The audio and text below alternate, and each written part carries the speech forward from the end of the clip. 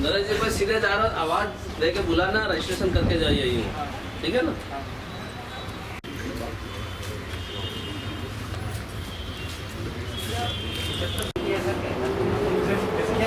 इसलिए कहना नहीं चाहिए।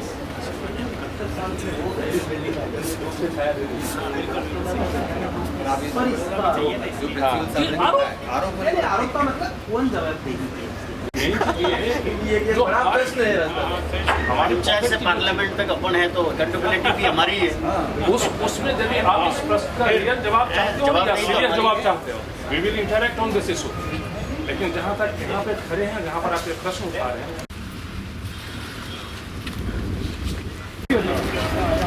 आगे साहब कितना है?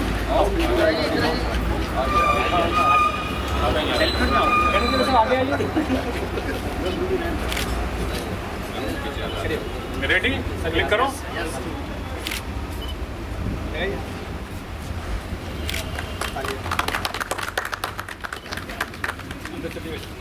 और फोटो हो जाए यहाँ सब एक साथ खड़े हो जाओ। एक साथ नहीं, दो नहीं है, ये भी वही है।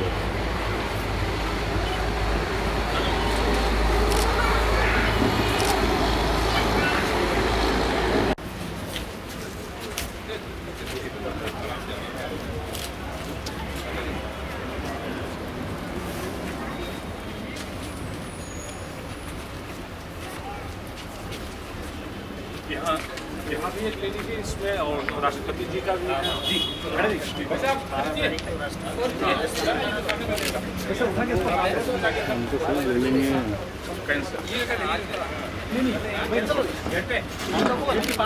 जो रजिस्ट्रेशन है उसके जस्ट ऑपोजिट, या फिर वहाँ रखा दीजिए।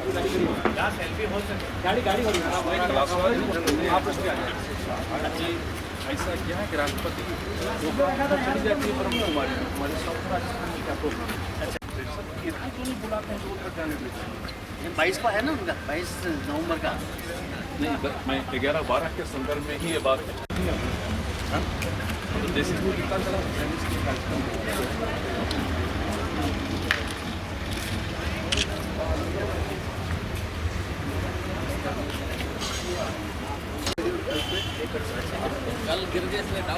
आज तो आलपिन डाली भाई साहब।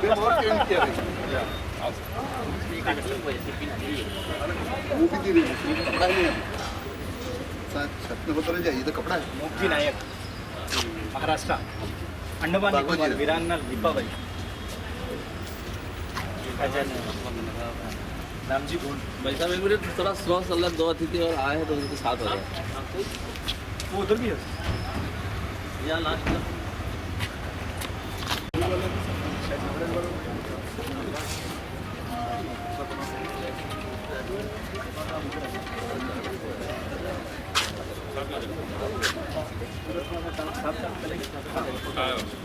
इधर इधर इधर आ जाओ। अब आप लोग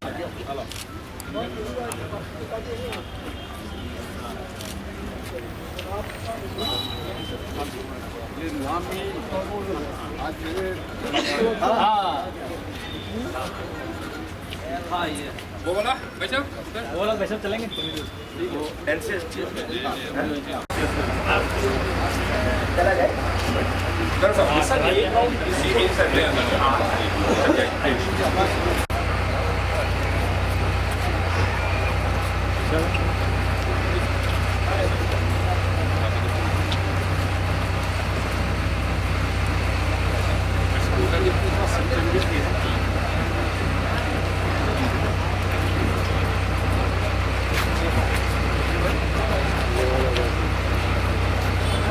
ड्रोन शॉट होगा।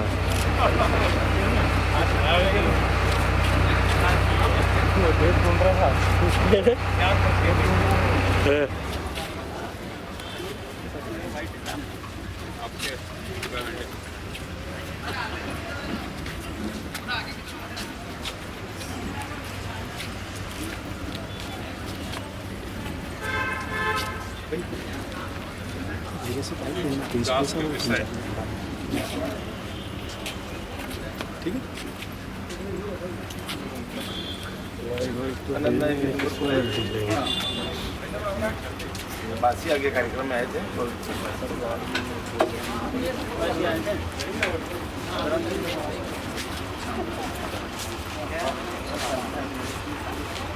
मतलब खुद अपनी व्याख्या कर रही है। और जैसा कि अपने देख रहे हैं जो यहाँ हमारे जनजातीय ट्राइबल नायक रहे हैं, नायिकाएं रही हैं, उनका यथेष्ट प्रदर्शन यहाँ किया गया है। और इससे अपने लोग प्रेरणा भी लेते हैं, मार्गदर्शन भी होता है और अपने को रिकमिटमेंट मतलब पुनः अपने आप को इसके लिए समर्पित करने का अपने में भाव आता है। उस हिसाब से यह बहुत उपयोगी है ऐसा मानते हैं। वर्षों बाद जनजाति समाज के नायकों को इस रूप में आम समाज को जानने समझने का अवसर मिलता है।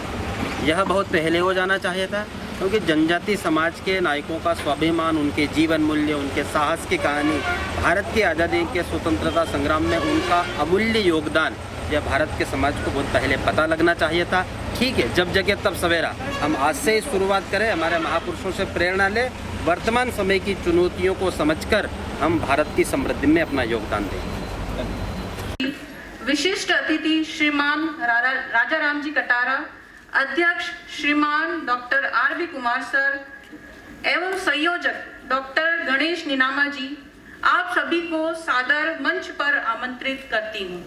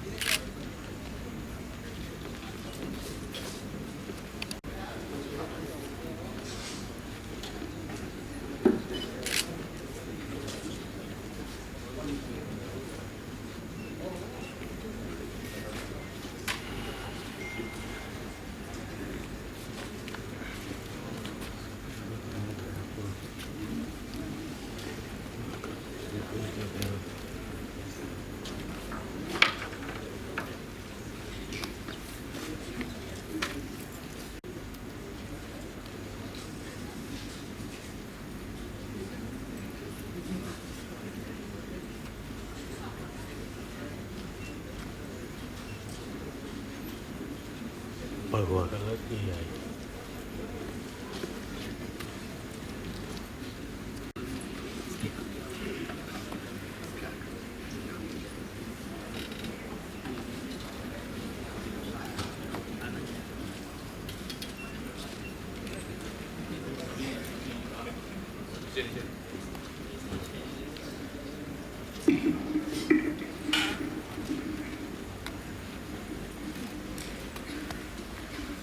धन्यवाद।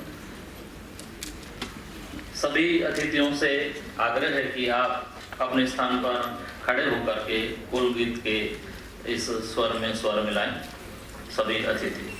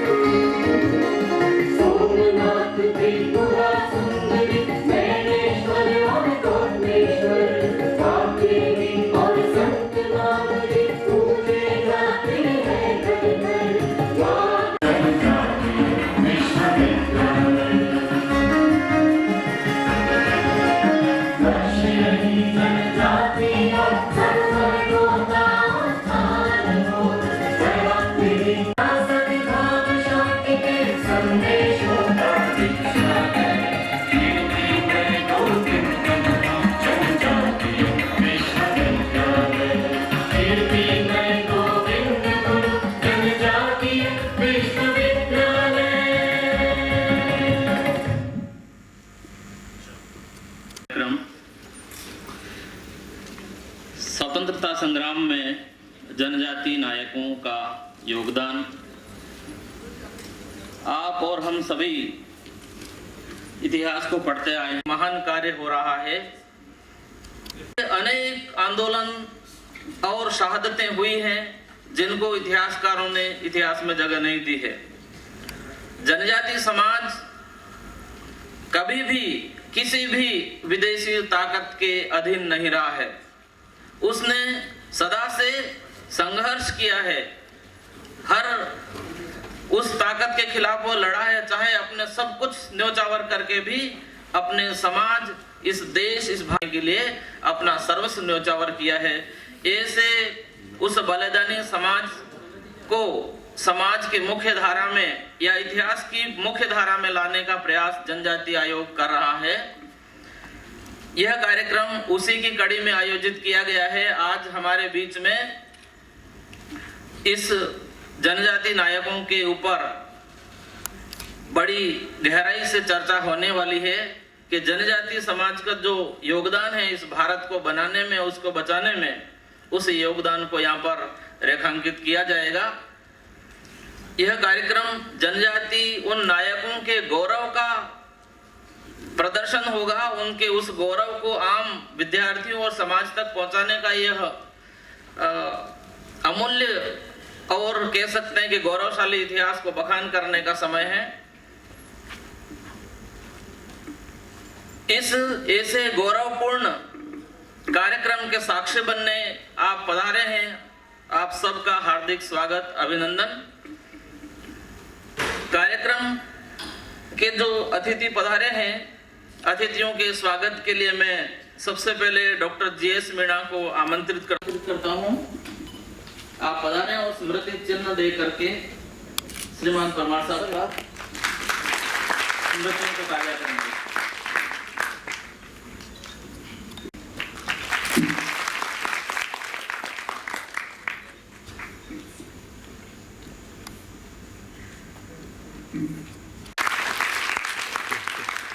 सुभाष रोध को आमंत्रित करता हूँ, स्मृति चिन्ह दे करके श्रीमान मिश्रा साहब की स्मृतियों को ताजा करेंगे।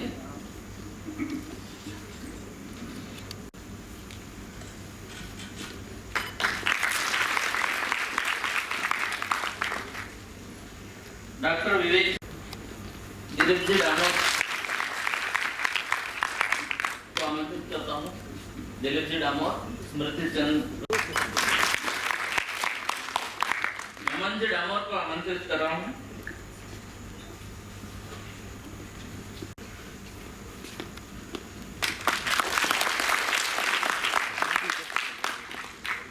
तुषार परमार आया, तुषार परमार अध्यक्ष।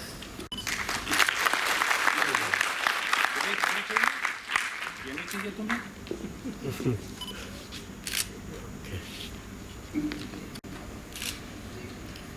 एक एनसीएसटी का एक गीत होगा जो वीडियो का प्रस्तुत किया जाएगा।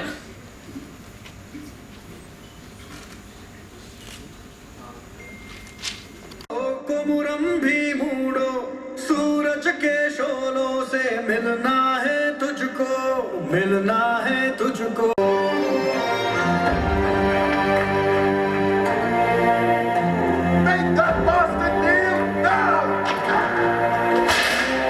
जुल्मी के पैरों में कुचला रहा, शाखों से टूटा तू पत्ता नहीं वो, पत्ता नहीं वो। जुल्मी की चौखट को घर जो कहा, फिर ये जन्म तेरा सच्चा नहीं हो, सच्चा नहीं हो। कोमुरम भी मूडो, कोमुरम भी मूडो, सूरज के शोलों से मिलना है तुझको, मिलना है तुझको।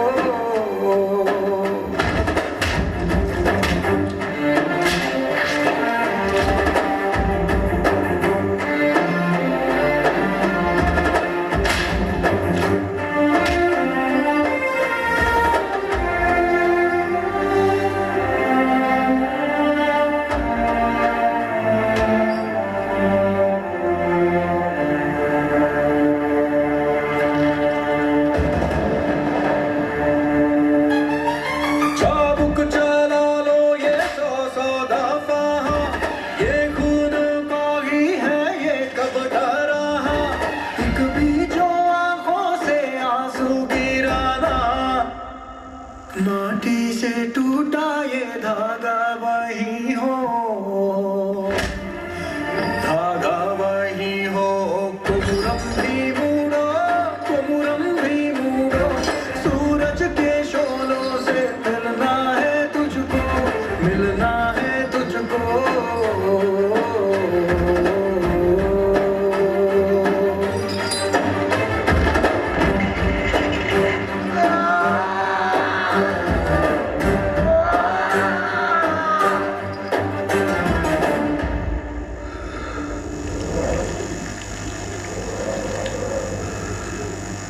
नदिया सा बहता वो दिल का धूलो हो, नदिया सा बहता वो दिल का धूलो हो। धरती माँ सुनती वो सरगम है लो, माथे का है माँ के चंदन ये लो, दिल के पर्वत ध्वज लहराता ये लो। कोमुरम भी मूडो, कोमुरम भी मूडो, माटी में मिलके ही जीना है तुझको। कोमुरम भी मूडो।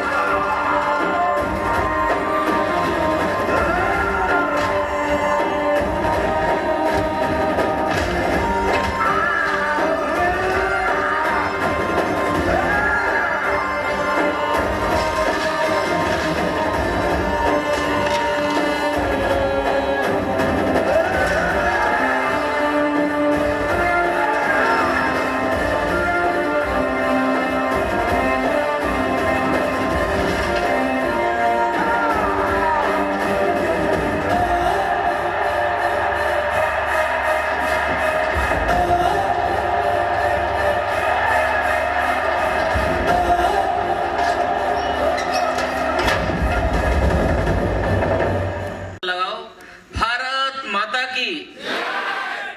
ये जो मूवी आपने अभी देखी, ये भारत के गौरव की मूवी है। ये भले फिल्मी दुनिया की है, लेकिन बिना बताए ही इसके निर्माता निर्देशक ने ये आदिवासियों पर केंद्रित मूवी है, गौड़ जनजाति पर है। गौड़ जनजाति का जो संघर्ष था वो ऐसा अटूट संघर्ष था, एक जगह दबाव दूसरी जगह वो खड़े होते थे और अंग्रेजों की हालत खराब कर दी थी मध्य भारत में। ऐसे उन जननायकों का जैसा संघर्ष आपने देखा, इतने प्रताड़ना देने के बावजूद भी कभी नहीं झुका, कभी उनके अधीन नहीं हुआ।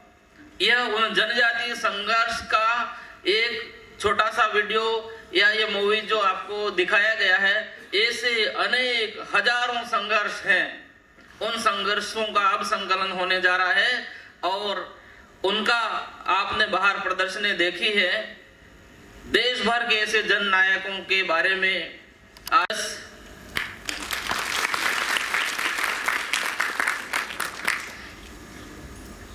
आज के कार्यक्रम के मुख्य वक्ता श्रीमान आर.एस. मिश्रा, आप जनजाति आयोग नई दिल्ली से पधारे हैं।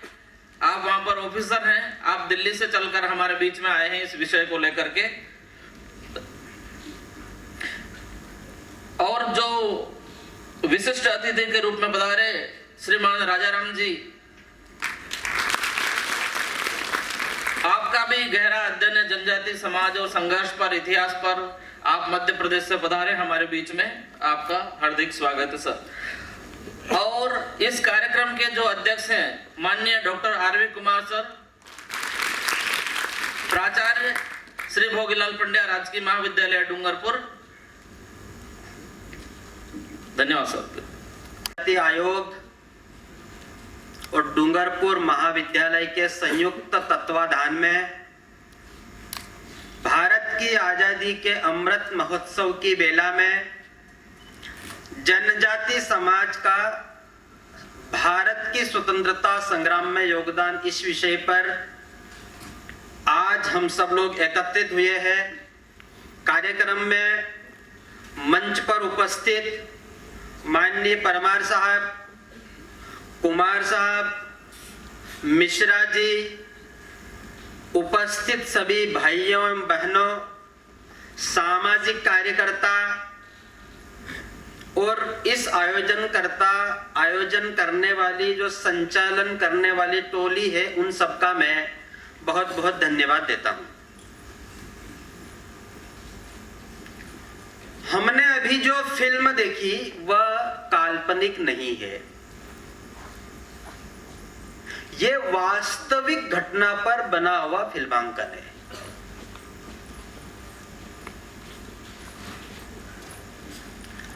यही बात जनजातीय समाज की नई पीढ़ी को समझना होगा।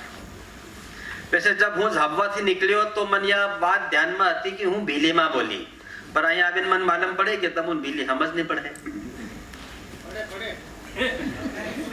तो मैं उधर तो भीली में ही बोलता, पर मैंने सोचा प्रयोग नहीं करते, हिंदी में ही बोलता हूँ। तो पूरे भारत में जैसे ही हम भील या आदिवासी इस तरह के शब्दों को सुनते हैं तो मन में एक छवि बनती है कि आदिवासी मतलब ये चोर लोग होंगे, आदिवासी मतलब ये आदि मानव जैसे लोग होंगे, आदिवासी मतलब इनकी कोई परंपरा संस्कृति नहीं होगी, असभ्य लोग होंगे, दारू पीने वाले लोग होंगे, भारत पर ये बोझ है, एक्सेस पॉपुलेशन है। इस तरह के शब्दों से हमको नवाजा जाता है और दुर्भाग्य देखो हम उसको सुनते रहते हैं, क्योंकि हमारा स्वाभिमान इन 75 सालों में कहीं न कहीं जाने अनजाने में षड्यंत्र पूर्वक खत्म कर दिया गया है। अगर कोई मुझसे ये बात पूछे तो मैं उसका जवाब देता हूं बजाय नीचे देखने के। भारत के इतिहास के किसी भी कालखंड को आप देख लो, अगर इसमें से जनजाति समाज का बलिदान हटा दो तो भारत का इतिहास कुछ बचता नहीं है। और इसलिए जब भी हम ज्ञात इतिहास के बारे में जितना सुनते पढ़ते या जानते हैं, उसका अध्ययन करने पर यह बात ध्यान में आती है कि जनजाति समाज का योगदान यह एक छोटा शब्द है। योगदान जब करते हैं तब हम थोड़ी बहुत भूमिका निभाते हैं, ऐसा शो होता है। मुझे लगता है कि योगदान के बजाय जनजाति समाज का सर्वस्व भारत की आजादी से लेकर भारत की एकता अखंडता को लेकर या जब जब हमारे देश पर जैसी जरूरत पड़ी, जनजाति समाज के महापुरुषों ने, जनजाति समाज ने अपना सब कुछ दिया है, ऐसा मुझे लगता है। ध्यान दिलाने के लिए यह बात कह रहा हूं। मुझे इस बात का विश्वास है कि आप उस बात को समझने की कोशिश करेंगे, क्योंकि मुझे ऐसा लगता है कि उसके बाद संवाद में भी कुछ 20-25 मिनट है, मन में कोई जिज्ञासा, प्रश्न, बात ध्यान में नहीं आई तो हम तब उस समय में आपस में जिज्ञासा समाधान कर सकते हैं। अभी तो सुनना चाहिए ऐसा लगता है। अगर हम रामायण को देखते हैं तो उसकी जो भी कहानी होगी वो हमको पता है, पर थोड़ा ध्यान दिलाने के लिए बताता हूं कि राम जब वन में गए, सीता का हरण हो गया, रावण ने किया, ये हम सब जानते हैं। अब थोड़ी कल्पना करो, इतनी बड़ी घटना होने के बाद रावण से सब कुछ आतंक था पूरे देश में, क्या राम ने सहायता शहर के राजाओं से नहीं मांगी होगी? क्या बेशक मांगी होगी, पर रावण के डर से शहर के लोगों ने राम जी का साथ नहीं दिया। यह तर्कसम्मत बात है। और उसी समय जिनको अनपढ़ आदिवासी कहते हैं, जंगलों में उन सब लोगों ने राम जी का साथ दिया। इसका दूसरा अर्थ यह भी निकलता है कि जनजाति समाज तब भी धर्म अधर्म, सत्य असत्य, किसका साथ देना चाहिए ये बात समझता था बिना डर के। हम थोड़ा और नीचे उतरे तो ध्यान में आता है, बर्बरीक नाम का जो योद्धा था, जिसको खाटू श्याम के नाम से दुनिया जानती है, पूरे दर्शन करने लोग जाते हैं राजस्थान की जगहों पर, वो कौन था भाई? अपना इतिहास उठाकर देखो, अपना इतिहास अपनी दृष्टि से देखो, अपना इतिहास अपने विवेक से खोजो, तो हम सत्य की ओर जाएंगे। हमारे समाज की समग्रता, विशालता और उसकी दूरदृष्टि समझ में आती है। हमारे समाज का वो ज्ञान समझ में आता है, हमारे समाज पर गौरव की अनुभूति होती है, अगर हम उसे हमारी दृष्टि से खोजने जानने की कोशिश करेंगे तो। और थोड़ा नीचे उतरो तो ध्यान में आता है कि आज से 3000 साल पहले सिकंदर, जिसको दुनिया विश्व विजेता कहती है, हम सब पढ़े हुए, हमको वो बात किताबों में पढ़ाया जाता है, यूनान का रहने वाला था, वास्तव में तो आतंकी था। जब दुनिया के देशों को जीतने के बाद उसने सोचा भारत को नहीं जीता तो क्या जीता, तो भारत में आया। भारत देश की सीमा में आने में ऐसा कहा जाता है उसे 8 महीने लगे।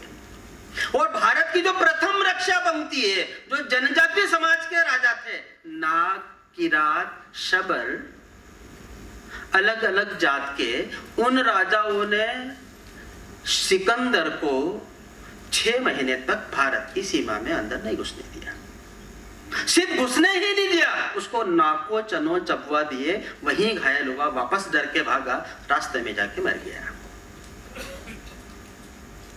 यह देश का दुर्भाग्य है कि भारत के जनजाति समाज को इतिहास में जो स्थान, जो सम्मान मिलना चाहिए वो नहीं मिला। देश की आजादी के 75 साल बाद पहली बार बाहर जो प्रदर्शनी लगी है उसमें जनजाति समाज के सैकड़ों महापुरुषों का वर्णन है। और थोड़ा नीचे उतरो तो ध्यान में आता है, हम राणा प्रताप का नाम दुनिया जानती है, उस समय जो युद्ध हुआ, घटना, वो सब भी जानती है। यह भी ठीक वैसी बात है। क्या राणा प्रताप ने राजस्थान के राजाओं से आह्वान नहीं किया होगा कि साथ दो अकबर से लड़ने के लिए? बेशक किया होगा, नहीं दिया, डर गए मौत के कारण। उस समय चित्तौड़गढ़ के जंगलों में पूंजा भील, इसके बारे में हमको पता है। उन्होंने राणा प्रताप का साथ दिया। उसी समय शिवाजी के समय में महादेव कोली नाम की आदिवासी जाति थी, उसने साथ दिया। अंग्रेज जब भारत में आए और उन्होंने जब यहाँ व्यापार के बहाने भारत की बाकी चीजों को समझकर भारत को गुलाम बनाने की ओर अग्रसर हुए, तो सबसे पहले 1780-85 में सिद्धो कानो नाम के व्यक्ति ने, जो जनजाति समाज का था, आंदोलन किया। 1880-85 के भीतर अगर हम ध्यान से देखें तो ऐसा ध्यान में आता है कि एक संथाल क्रांति हुई थी जिसमें 65,000 जनजाति समाज के लोगों ने बलिदान दिया। बहुत बार यह बात ध्यान में आती है, हम चंद्रशेखर आजाद को जानते हैं, भगत सिंह को जानते हैं, और भी अलग अलग देश की आजादी के लिए लड़ने मरने वाले महापुरुषों को याद करते हैं, पर थोड़ा आप तुलनात्मक दृष्टि से ध्यान करो तो बात ध्यान में आती है, वो अकेले अकेले बलिदान हुए थे। आप जनजाति समाज की बात करो तो यह बात ध्यान में आती है कि जनजाति समाज पूरा का पूरा समाज बलिदान हुए है। लड़के मरे, बच्चे मरे, महिलाएं मरी, आदमी मरे, पूरा घर परिवार मरा है। ये हमारे समाज की वास्तविकता है। दुर्भाग्य है कि हम सब लोग भी हमारे महापुरुषों की गाथाओं को बाहरी लोगों ने जैसा दिखाना चाहा, जैसा पढ़ाना चाहा, वैसा देखते हैं। हम हमारे महापुरुषों की ऊपरी वेशभूषा पे हंसते, हम हमारे महापुरुषों के कर्मकांड को हंसते, हम हमारी भारतीय आदिवासी समाज की दृष्टि से, अपने विवेक से अपने महापुरुषों को खोजो तो ध्यान में आएगा कि वो कैसे थे। हमको लोग पढ़ाते हैं और हम पढ़ रहे हैं, हम अपना खोज नहीं कर रहे हैं, हम अपनी बुद्धि नहीं लगा रहे हैं, हम अपनी दृष्टि से उनका समझेंगे तो बहुत बड़ा ज्ञान और समझ हमारी बढ़ सकती है। भारत की आजादी में जब अंग्रेजों ने यहां पर गुलाम बनाना स्वीकार किया तो आप देखिए, भारत का ऐसा कोई भी राज्य जहां पर जनजाति समाज के लोग रहते थे वहां आंदोलन नहीं हुआ ऐसा आपको एक भी जगह नहीं मिलेगा। आप पूर्वी भारत, उत्तरी भारत, पश्चिमी भारत, कोई सी क्षेत्र में चले जाओ, आपको सिद्धो कानो, तिलका माझी, खासी विद्रोह, ये जो अपन अभी गीत सुन रहे थे, सीताराम मल्लूराम राजी, ये भीमाराम, इन सब की बातें, बड़वानी तरफ ख्वाजा नायक, भीमा नायक, जबलपुर में रानी दुर्गावती, उसी समय गुजरात के डांग जिले में 5 भील राजा थे, वो अंग्रेजों से लड़ रहे थे। उसी टाइम पर 7 मार्च 1922 को गुजरात के साबरकांठा में 1200 भीलों को मारा गया। हमको ये अभी तक बताया गया किताबों के माध्यम से और किसी जरिए के माध्यम से कि भारत के आदिवासी समाज में राष्ट्रीयता का अभाव है, वो सिर्फ जल जंगल जमीन के लिए लड़े हैं, यह झूठी बात है। भारत का आदिवासी पूरी राष्ट्रीयता, नेशनलिटी की भावना से प्रोत था और देश के लिए लड़ा है। ऐसा करके हमारे योगदान को छोटा किया जाता है, यह जनजाति समाज के लोगों को समझने की जरूरत है। ऐसी ही एक कहानी राजस्थान के जो मानगढ़, जिसके बारे में हमने सुना होगा, बेशक सुना होगा, पर मैं जब उस इतिहास को देखता हूं तो मेरा अपना देखने का व्यू है। 1857 की क्रांति भारत में हुई और 1857 की क्रांति की भनक अंग्रेजों को समझ में आ गई और भारत में अनेकों जगह पर जहां क्रांतिकारी लोग भारत की आजादी के लिए बलिदान हो रहे थे, अंग्रेज समाज के संत थे। हम सबको उसके बारे में जानकारी है। मैं वही इसलिए बात बोल रहा हूं कि हमारा इतिहास हमको तोड़ मरोड़ कर बताया जाता है। हम हमारे इतिहास, हमारे महापुरुषों की गाथाओं को दूसरी दृष्टि से जो हमको दिखाना चाहते हैं उनके हिसाब से देखते हैं, हम हमारा व्यू नहीं लगाते हैं। ये हम लोगों के लिए अच्छी बात नहीं है। हमारे सर, आपको यह बात ध्यान में नहीं होगी, अभी एक किसी विद्वान ने किताब लिखी और उस किताब में यह उल्लेख किया कि मानगढ़ का जो नरसंहार हुआ है वो कुछ भील विद्रोह कर रहे थे, चोरी कर रहे थे, इसलिए कुछ भील वहां मारे गए, लिखा ऐसा जाता है। और यह सुनने पढ़ने के बाद किसी का खून नहीं खोलता, उनको लगता है ऐसा ही होगा। इसलिए मैंने शुरू में यह बात बोली कि हमको यह बताया गया कि तुम चोर हो, तुम ऐसे हो, तुम ऐसे हो, तुम, और हमने इस बात को मानना शुरू कर दिया। यह जनजाति समाज के पतन का कारण है। उस मानगढ़ की पहाड़ी पर इस तरह का जब आंदोलन चल रहा था और 1881-82 में गोविंद गुरु को सूरमल दास जी ने बोला कि इस मानगढ़ क्षेत्र के आसपास में पुंजा पारगी, माना पारगी और ऐसे अलग अलग समाज के लोग भक्ति से देशभक्ति की अलग जगह रहे, तुमको उनके साथ जुड़ना चाहिए। और जब गोविंद गुरु उनसे जुड़े तो उन्होंने 82-83 में संप सभा के नव नियम बनाए कि पूरे इस क्षेत्र का जो आदिवासी है उसकी उन्नति कैसे होगी, समृद्धि कैसे होगी, भारत आजाद कैसे होगा, उसमें हमारी भूमिका क्या है, क्या होना चाहिए। वो मात्र अब अगर उन 9 बातों को सोचो तो ध्यान में आता था कि तब का आदिवासी समाज कितने सारे पक्षों को लेकर कितनी दूरदृष्टि के साथ सोचने वाला था। उन्होंने बोला कि राजा और अंग्रेजों की बेगार गुलामी नहीं करेंगे। उन्होंने बोला कि अपने बच्चों को पढ़ाओ, उसके लिए पाठशालाएं खोलेंगे 125 साल पहले। उन्होंने बोला अपने गांव के झगड़े गांव में निपटाओ, कोर्ट कचहरी के चक्कर में मत पड़ो, भारत की स्वदेशी वस्तुओं का उपयोग करो।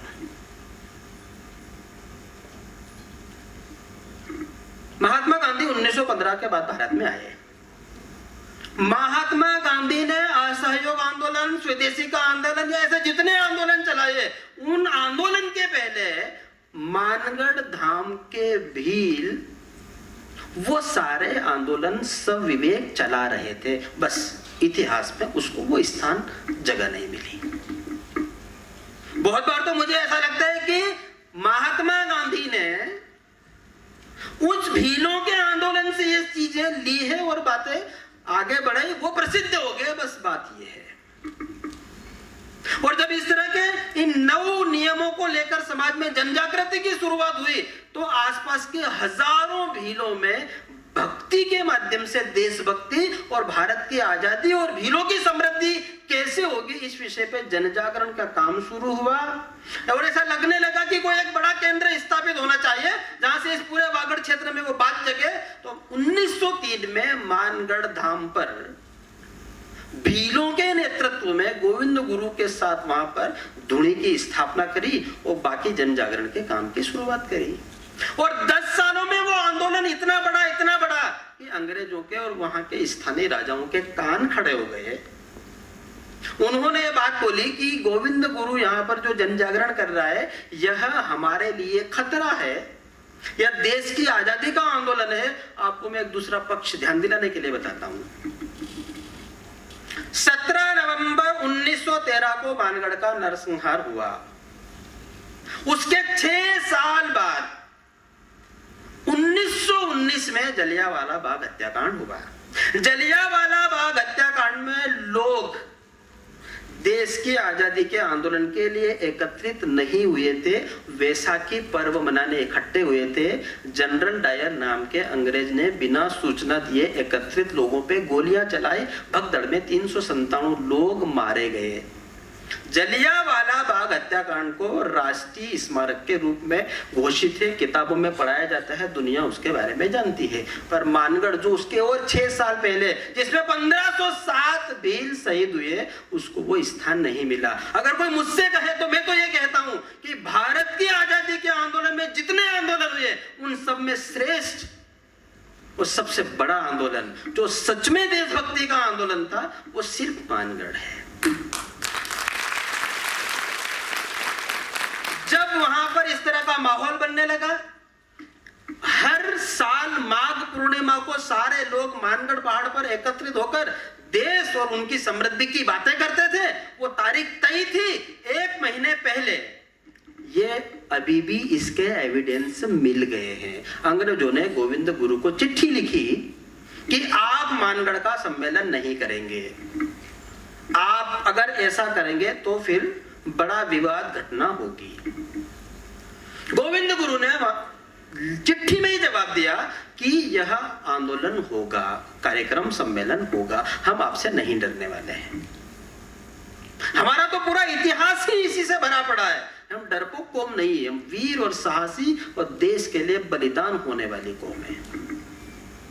1 महीने पहले वहां पर इस तरह की गतिविधियां शुरू हो गई और अंग्रेजों के जो आसपास की छावनियां थी उनको ये ऑर्डर हुआ कि हमको मानगढ़ पहाड़ी को घेरना है और सशस्त्र जाना है। घोड़ों पर, गधों पर पैदल सैनिक मानगढ़ को घेरने के लिए 15-20 दिन पहले उस मानगढ़ पहाड़ी की तरफ आना शुरू हुए। और जब इस तरह की गतिविधि चल रही थी, लोगों को यह बात पता चल रही थी कि मानगढ़ पहाड़ी का घेराव किया जा रहा है, ऐसे में जनजाति समाज के लोग इस हाल में हम बैठे हैं, हमको कोई बोलते शेर आ गया, अब सोच के देखो क्या होगा। उस समय लोगों को यह पता था अंग्रेज चढ़ रहे, गोलियां लेके चढ़ रहे, सैनिक के साथ चढ़ रहे, हम जाएंगे तो मारे जाएंगे, मर सकते, परिवार उजड़ सकता है। यह हर ऊपर चढ़ने वाले जनजाति समाज के आदमी को पता था। फिर भी जान की बाजी लगाते हुए, मौत की परवाह न करते हुए पैदल पैदल आसपास के हजारों लोग मानगढ़ पहाड़ी पर वहां चढ़ाई कर रहे थे। अभी अभी एक एविडेंस ध्यान में आया है, ये लिखी हुई बात है कि 17 नवंबर 1913 को मानगढ़ की पहाड़ी पर 2000 अंग्रेजी फौज थी। एक सैनिक को उस समय 240 गोलियां फौज को दी जाती थी। सुबह 17 नवंबर को 7 बजे से लेकर 10 बजे तक में 2,40,000 गोलियां चली। वो 2,40,000 गोलियां भीलों ने छाती पर खाई। गोविंद गुरु पकड़े गए, भील तब भी नहीं डरे। वो आंदोलन अनवरत चलता रहा। आखिरी में फिर उनकी सजा माफ हुई, वो कंबोई में गए, भक्ति का जागरण का वो कार्यक्रम चलता रहा। बात ये नहीं है, बात तो ये है कि हम इस इतिहास को हमारी दृष्टि से कब देखेंगे। और इसलिए जनजाति समाज के लोगों को ये बात समझने की जरूरत है कि वास्तव में हम लोगों को किस तरह का ये सब कामकाज करना है। ऐसे बहुत सारे आंदोलन, बहुत सारी बातें, बहुत सारे विषय हमको धीरे धीरे खोजना है। और इसलिए याद करो अपने पूर्वजों को, वो कैसे थे, उनकी समझ कैसी थी, उनकी दृष्टि कैसी थी, वो चाहते क्या थे, आपसे क्या अपेक्षाएं करते हैं। आज सच में भी मानगढ़ की माटी पर शहीद हुए 1507 भीलों का खून, जैसे इस फिल्म में आप बोल रहे हो कि गोंड जाति भीमा तुमको पुकार रही है, तो क्या वो आपको नहीं पुकार रहे होंगे? क्या आप वहां गए हैं? क्या आपने अपनी दृष्टि से वो चीज समझी है क्या? और इसलिए आज समय है भारत के जनजाति समाज के युवाओं में स्वाभिमान और सही समझ पैदा करने की। अगर हम इन सब चीजों का विचार करेंगे तो आपको एक दूसरी बात ध्यान में दिलाता हूं कि पूरे भारत में जनजाति समाज आज जिन चुनौतियों से घिर गया है वह बहुत खतरनाक है। जंगल खत्म हो गया, पानी खत्म हो गया, जानवर खत्म हो गया, बेरोजगारी बढ़ गई है, धंधे खत्म हो गए, नौकरी खत्म हो गई। और ऐसे में जनजाति समाज का आदमी इन चुनौतियों का समाधान कैसे करेगा? बहुत बार जब मैं देखता हूं तो मुझे ठीक नहीं लगता है कि हम 2-4 लोगों को खड़े कर देते हैं, नेता बन जाते हैं और वो ही उनके पीछे पीछे पूरा समाज चलता है। इसके बजाय समाज को जागरूक करो। नेता स्थायी समाधान नहीं दे सकता। समाज जिस दिन जागरूक हो गया, आप हमारे पूरे समाज में अपरिमित संभावनाएं है, साहस है। वो कौम ऐसी है, कुछ भी कर सकती है। सही दिशा और समाज को जागरण करने की जरूरत तो है। इसलिए हम सब युवा मिलके हमारे पूर्वजों के बलिदान, उनके साहस की गाथाओं को ध्यान में रखते हुए संकल्प ले कि इस समय हम क्या सृजन के काम करें, क्या सीखे, जरूरत क्या है, कैसे आगे बढ़ेगा, समाज के सामने सच में कैसी चुनौतियां हैं, वो कैसे अपने समाज को सरवाइव करेगा। आज मरने की जरूरत नहीं है, आज ना लड़ने की जरूरत है। लड़ना किससे है? आज जीने की जरूरत है।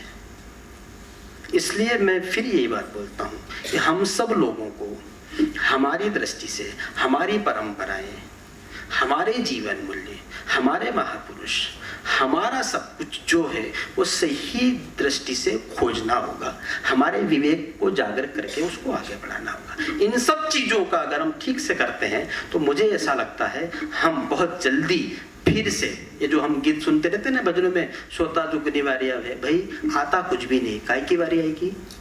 तो कुछ आना भी तो चाहिए ना उसके लिए।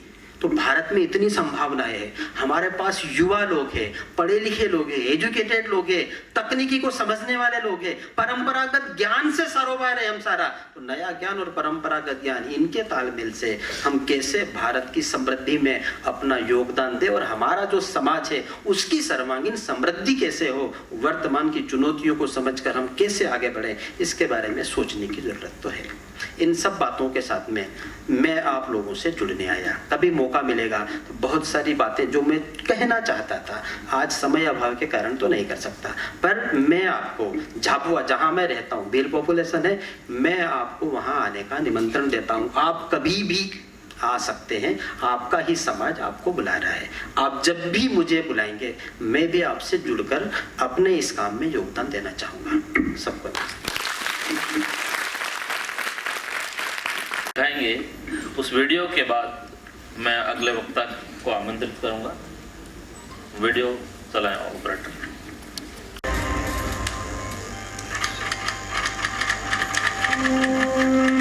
15 अगस्त 1947 लंबे संघर्ष के बाद देश विदेशी बंधनों से स्वतंत्र हुआ।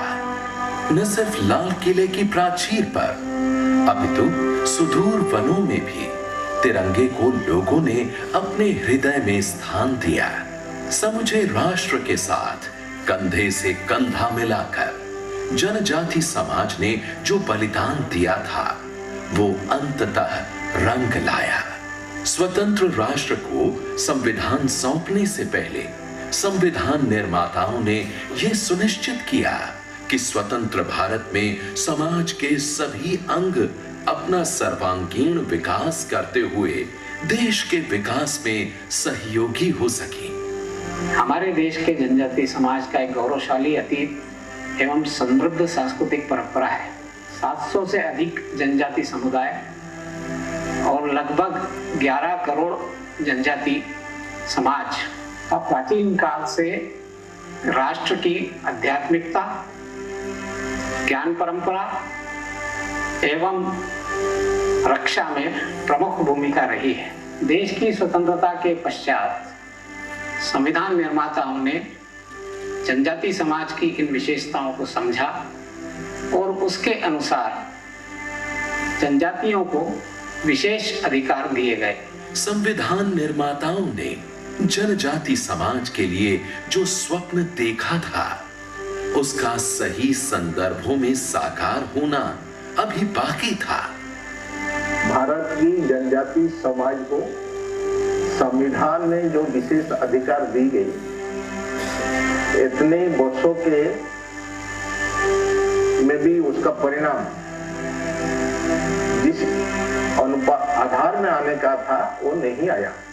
जैसे नौकरियों में आरक्षण का प्रावधान होते हुए भी पदों का रिक्त रहना, उच्च संस्थान में समाज का प्रतिनिधित्व नहीं रहना, जंगल का अधिकार होते हुए भी समाज को उसको अधिकार नहीं मिलना, और ये सारे स्कीम जो समाज के लिए बनाया गया है उसी आधार में समाज को उसका लाभ नहीं मिलना, इसका कारण रहा जनजाति समाज को बारे में नीतियां बनाने वालों और इसको कार्यान्वयन करने वालों का ये जनजाति समाज का मूल स्वभाव का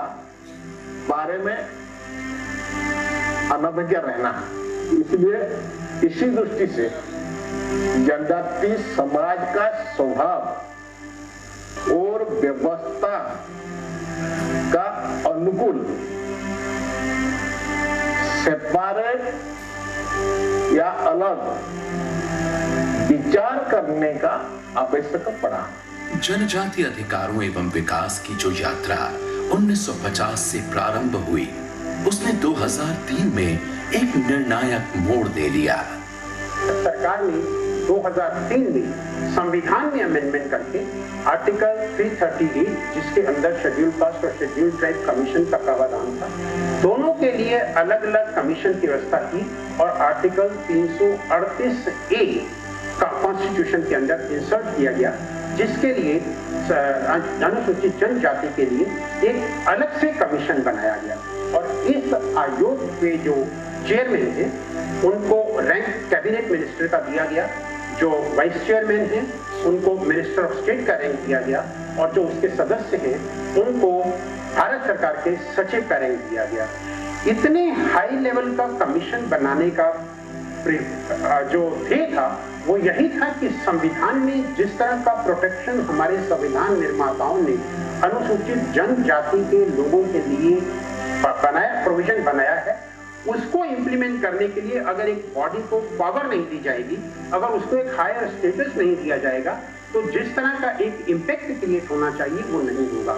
इसलिए जो उनको पावर भी दी गई, उनको सिविल कोर्ट की पावर दी गई कि जब वो किसी चीज को इन्वेस्टिगेट कर रहा है, कमीशन या इंक्वायर कर रहा है, तो जो एक केस को इन्वेस्टिगेट करने के लिए, चाहे वो समनिंग की हो, चाहे वो डॉक्यूमेंट एग्जामिन करने की हो, चाहे वो रिकॉर्ड सम्मन करने की पावर हो या किसी अधिकारी को बुलाने की पावर हो, विटनेस लेने के लिए, वो पावर वही होनी चाहिए जो सिविल कोर्ट के पास है। इसके अलावा कमीशन को यह भी अधिकार दिया गया कि वो कमीशन जो है समय समय पर अपनी रिपोर्ट बना करके कि कॉन्स्टिट्यूशन के हिसाब से क्या राज्य सरकारें, क्या केंद्र सरकार, क्या पीएसयू और दूसरे लोग जो इसके लिए कार्यरत हैं, क्या वो अपना कार्य इस तरीके से कर रहे हैं कि जो लोग हैं उनके अधिकारों का प्रोटेक्शन हो रहा है। और उसके लिए जो है हर वर्ष कमीशन अपनी रिपोर्ट प्रेसिडेंट को सबमिट करता है और प्रेसिडेंट राष्ट्रपति जो है उस रिपोर्ट को पार्लियामेंट के सामने रखते हैं कि कौन कौन से रिकमेंडेशन कमीशन की एक्सेप्ट हुई है और कौन कौन से रिकमेंडेशन सरकार ने एक्सेप्ट नहीं। संविधान निर्माताओं के स्वप्न को तेजी से पूरा करने के लिए एक सशक्त आयोग के गठन ने शासन की मंशा को तो स्पष्ट कर दिया, लेकिन इस दिशा में कुछ और कदम चलना बाकी है।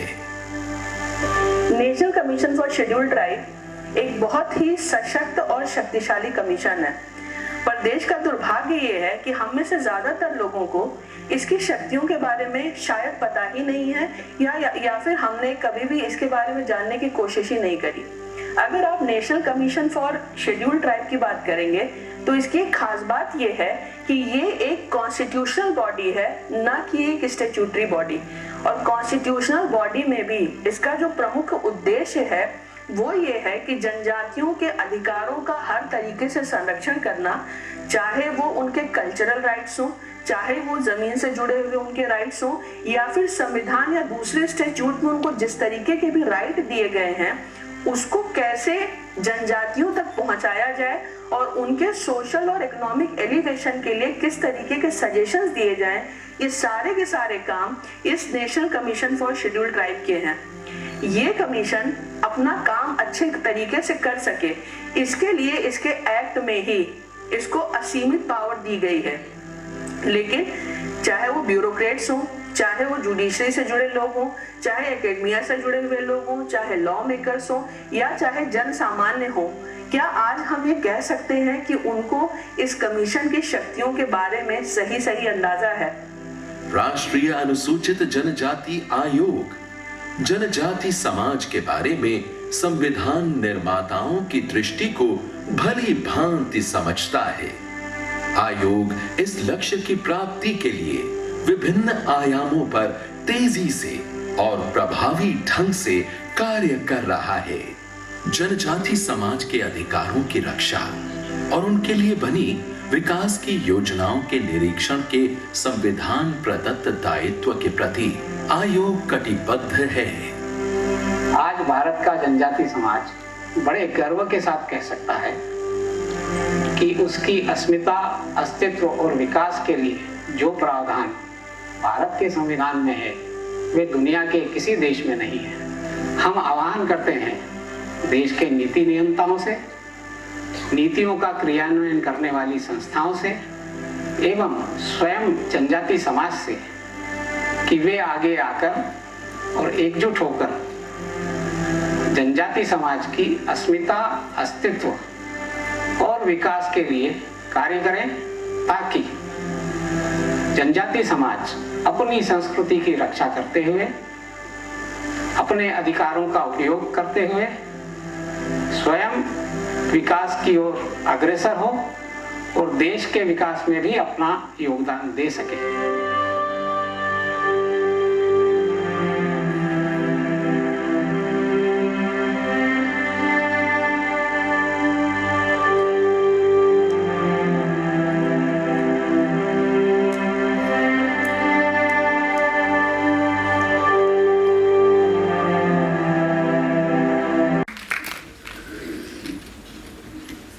ये था जनजाति आयोग का परिचय, काम और उनकी शक्तियों के बारे में।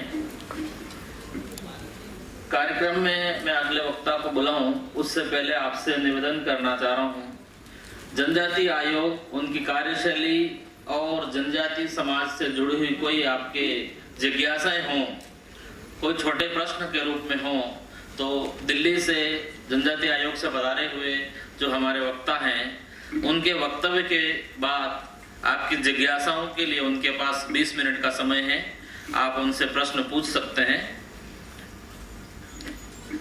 अगले वक्तव्य के लिए मैं आमंत्रित करता हूं मुख्य वक्ता श्री राजाराम कटारा जी, doctor RV Kumar ji, doctor नामा जी और सभागार में उपस्थित सभी भाइयों बहनों तथा अन्य गणमान्य व्यक्तियों को कमीशन की तरफ से नमस्कार। करना है कर सकते हैं। राष्ट्रीय अनुसूचित जाति आयोग 28 सितंबर 2003 को भारत के संविधान के 89वें संशोधन से निर्मित किया गया है। इससे पूर्व संविधान के 65वें संशोधन अधिनियम 1990 में राष्ट्रीय अनुसूचित तथा राष्ट्रीय अनुसूचित जाति आयोग की स्थापना संविधान के अनुच्छेद 338 के अंतर्गत की गई थी। बाद में भारत सरकार द्वारा राष्ट्रीय अनुसूचित आयोग तथा राष्ट्रीय अनुसूचित आयोग को 89 संशोधन से अलग अलग दायित्व दिए गए हैं। राष्ट्रीय अनुसूचित आयोग अनुच्छेद 338 का के अंतर्गत स्थापित किया गया है, जिसकी अधिसूचना जनजातीय कार्य मंत्रालय 20 फरवरी 2004 को की गई थी। अनुच्छेद 338 का के खंड 4 के अनुसार आयोग को अपनी प्रक्रिया स्वयं निर्धारित करने की शक्ति प्राप्त है। आयोग एक संवैधानिक निकाय है। आयोग की संरचना में एक अध्यक्ष और एक उपाध्यक्ष और 3 अन्य सदस्यों की नियुक्ति 3 वर्ष के लिए माननीय राष्ट्रपति द्वारा की जाती है। आयोग के अध्यक्ष को केंद्रीय मंत्री, उपाध्यक्ष को राज्य मंत्री तथा 3 सदस्यों को केंद्रीय सचिव का दर्जा प्राप्त है।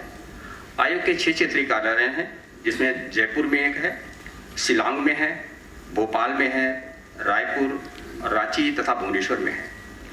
अनुच्छेद 338 खंड के 5 के अनुसार आयोग का कर्तव्य है कि अनुसूचित जनजातियों के लिए इस संविधान या तत्समय प्रवृत्त किसी अन्य विधि या सरकार के किसी आदेश के अधीन गोपनीय रक्षोपायों से संबंधित सभी विषयों का अन्वेषण करे और उन पर निगरानी रखे तथा ऐसे रक्षोपायों के कार्यकरण का मूल्यांकन करे। अनुसूचित जनजातियों को उनके अधिकारों और रक्षोपायों से वंचित करने के संबंध में विनिर्दिष्ट शिकायतों की जांच करे। अनुसूचित जनजातियों के सामाजिक आर्थिक विकास की योजना प्रक्रिया में भाग ले और उन पर सलाह दे तथा संघ के किसी राज्य के अधीन उनके विकास की प्रगति का मूल्यांकन करे। उन रक्षोपायों के कार्यकरण के बारे में प्रतिवर्ष और ऐसे अन्य समयों पर जो आयोग ठीक समझे राष्ट्रपति को रिपोर्ट प्रस्तुत करे। ऐसी रिपोर्टों में उन उपायों के बारे में जो उन रक्षोपायों के प्रभावपूर्ण कार्यान्वयन के लिए संघ या किसी राज्य द्वारा किए जाने चाहिए तथा अनुसूचित जातियों के संरक्षण, कल्याण और सामाजिक आर्थिक विकास के लिए अन्य उपायों के बारे में सिफारिश करे और अनुसूचित जातियों के संरक्षण, कल्याण और विकास तथा उन्नयन के ऐसे संबंध कर्तव्यों का निर्वहन करे जो राष्ट्रपति संसद द्वारा बनाई किस विधि के बंधों के अधीन रहते हुए नियम द्वारा विनिर्दिष्ट करे। अनुच्छेद 338 खंड 6 के अनुसार राष्ट्रपति ऐसी सभी रिपोर्टों को संसद के प्रत्येक सदन के समक्ष रखवाते हैं और उनके साथ संघ से संबंधित सिफारिशों पर की गई या किए जाने के लिए प्रस्तावित कार्यवाही तथा यदि कोई भी ऐसी सिफारिश अस्वीकृत की गई है तो अस्वीकृत कारणों को स्पष्ट करने वाले ज्ञापन के साथ प्रस्तुत करती है। अनुच्छेद 338 के खंड 7 के अनुसार जहां कोई ऐसी रिपोर्ट या उसका कोई भाग किसी ऐसे विषय से संबंधित है जिसका किसी राज्य सरकार से संबंध है तो ऐसी रिपोर्ट को उस प्रति राज्य के राज्यपाल को भेजी जाती है जो राज्य के विधानमंडल के समक्ष रखवाता है। उसके साथ राज्य से संबंधित सिफारिशों पर की गई या की जाने वाली प्रस्तावित कार्यवाही तथा यदि कोई ऐसी सिफारिश अस्वीकृत की गई है उसे अस्वीकृत कारणों को स्पष्ट करने वाले ज्ञापन के साथ देना होता है। राष्ट्रीय अनुसूचित जाति आयोग संविधान में निर्धारित अपने कर्तव्यों को पूरा करने के लिए सभी कार्य करता है और अनुसूचित जातियों के संरक्षण, कल्याण, विकास और उन्नयन के संबंध में बनाए गए नियमों का निर्वहन करता है। आयोग किसी भी सूचना या शिकायत की जांच या अन्वेषण कर सकता है, जैसे स्वतः संज्ञान लेना, पीड़ित या उसकी ओर से किसी व्यक्ति द्वारा प्रस्तुत याचिका, शिकायत सूचना पर कार्रवाई करना या किसी न्यायालय के निर्देश या आदेश का पालन कराना। आयोग निर्णय कर सकता है कि आयोग के अधिकारियों के एक अन्वेषण दल द्वारा किसी विषय का अन्वेषण या जांच कराए। अन्वेषण दल तत्काल अन्वेषण जांच जो भी हो कार्रवाई करता है। अन्वेषण दल संबंधित क्षेत्रीय कार्यालय के अधिकारियों तथा स्टाफ की सहायता ले सकता है तथा अपनी जांच रिपोर्ट अध्यक्ष, उपाध्यक्ष, सदस्य सचिव अथवा किसी संबंधित अधिकारी को प्रस्तुत करता है। अत्याचार के मामलों में किसी अत्याचारी घटना के बारे में आयोग घटना का विवरण और जिला प्रशासन द्वारा की गई कार्रवाई का पता लगाने के लिए राज्य और जिले के प्रशासनिक तंत्र से तुरंत संपर्क करता है तथा विस्तृत जांच शिकायत की वास्तविकता का पता लगाना तथा जिले के संबंधित कानून प्रवर्तन एजेंसी के साथ संपर्क स्थापित कर आरोपी के विरुद्ध FIR दर्ज करवाना शामिल है। साथ ही सिविल अधिकार संरक्षण अधिनियम तथा अत्याचार निवारण अधिनियम की सुसंगत धाराओं को भी लगवाने तथा उचित चार्जशीट दाखिल करवाने का दायित्व पूर्ण करता है। संविधान के अनुच्छेद 338 के खंड 8 के अनुसार अनुच्छेद 338 के खंड 5 के उपखंड का तथा खा के अनुसार शिकायतों के बारे में जांच करते समय आयोग को दीवानी अदालत की सभी शक्तियां प्राप्त हैं। भारत के किसी भाग से किसी व्यक्ति को सम्मन करना और हाजिर कराना तथा शपथ पर उसका परीक्षण करना, किसी दस्तावेज का प्रकटीकरण पेश किया जाना, शपथ पर साक्ष्य ग्रहण करना, किसी न्यायालय कार्यालय से किसी लोग अभिलेख या उसकी प्रति अध्यपेक्षा करना, साक्ष्यों और दस्तावेजों की परीक्षा के लिए कमीशन जारी करना, कोई अन्य विषय जिसे राष्ट्रपति DM द्वारा अवधारित करे। आयोग की परामर्शदात्री भूमिका भी है। संविधान के अनुच्छेद 338 की धारा 9 प्रावधान करती है कि किसी संघ तथा प्रत्येक राज्य सरकारें अनुसूचित जनजातियों को प्रभावित करने वाले सभी महत्वपूर्ण नीतिगत विषयों पर आयोग से परामर्श करेंगे। आयोग को सौंपे गए कार्यों में से एक अति महत्वपूर्ण कार्य जो अनुसूचित जातियों के हितों को प्रभावित करने वाले सभी महत्वपूर्ण नीतिगत मामलों पर राष्ट्रीय अनुसूचित जनजाति आयोग की टिप्पणी मानने के लिए सभी केंद्रीय मंत्रालयों, विभागों, संगठनों तथा राज्य सरकारों को सलाह देता है। यह कार्य अनुसूचित जातियों के संबंध में भारत सरकार अथवा राज्य सरकार द्वारा सभी नीतिगत फैसलों तथा की गई संवैधानिक तथा प्रशासनिक कार्यों पर नजर रखने में आयोग की मदद करता है। आयोग के अनुच्छेद 338 खंड के 5 के अनुसार संघ अथवा राज्य के अंतर्गत विकास की प्रगति का मूल्यांकन करता है और उस जाति के सामाजिक तथा आर्थिक विकास की प्रक्रिया की योजना पर सलाह दे और भाग लेता है।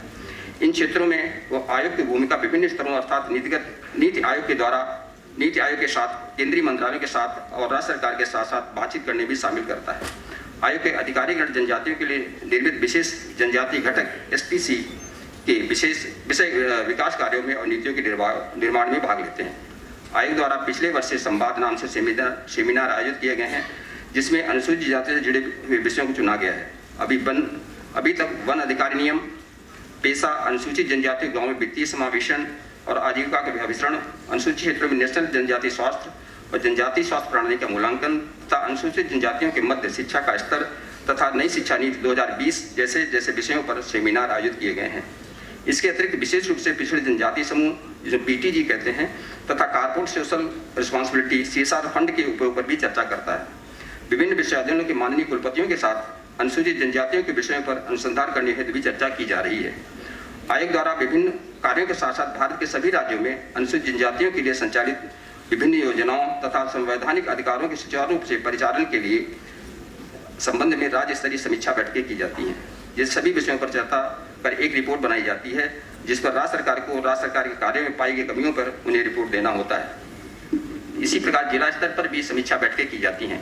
इन सभी बैठकों की अध्यक्षता माननीय अध्यक्ष, उपाध्यक्ष तथा सदस्यगण करते हैं। सार्वजनिक क्षेत्र की इकाइयों PSU में भी समय समय पर आयोग द्वारा समीक्षा की जाती है जिसमें अनुसूचित जातियों को दिए गए सेवा से संबंधित संवैधानिक सुरक्षा की समीक्षा की जाती है। आयोग को दिए गए अधिकारियों में आयोग द्वारा स्वयं किसी अन्य माध्यम से अनुसूचित जातियों से संबंधित विषयों पर अनुसंधान भी करता है और करवाता है जिसकी रिपोर्ट आयोग की वार्षिक रिपोर्ट में सम्मिलित की जाती है। अनुसूचित जातियों के पीड़ित व्यक्ति आयोग के पोर्टल NCST ग्राम पर अपनी शिकायत दर्ज कर सकते हैं। वर्तमान में शिकायत ऑनलाइन तथा ऑफलाइन दोनों ही माध्यम से दर्ज हो रही हैं। ऑनलाइन शिकायतें दर्ज करने पर शिकायतकर्ता की शिकायत रजिस्टर की जाती है तथा एक डायरी नंबर प्राप्त होता है। इस डायरी नंबर के द्वारा अपनी शिकायत पर आयोग द्वारा की गई कार्रवाई की स्थिति समय समय पर स्वयं लेने के लिए सक्षम है। ये शिकायत पत्र माननीय अध्यक्ष, उपाध्यक्ष अथवा सदस्य को संबोधित होना अनिवार्य है।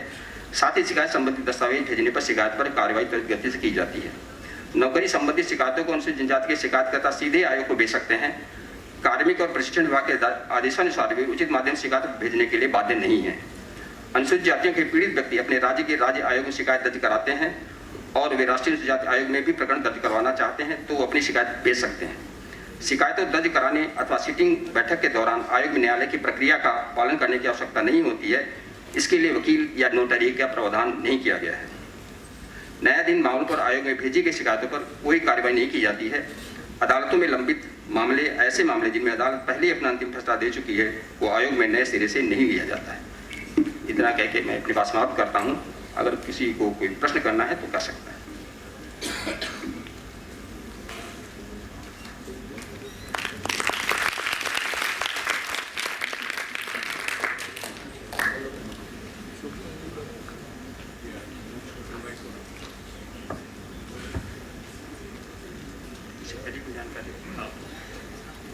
किसी के प्रश्न हो तो प्रश्न आमंत्रित है।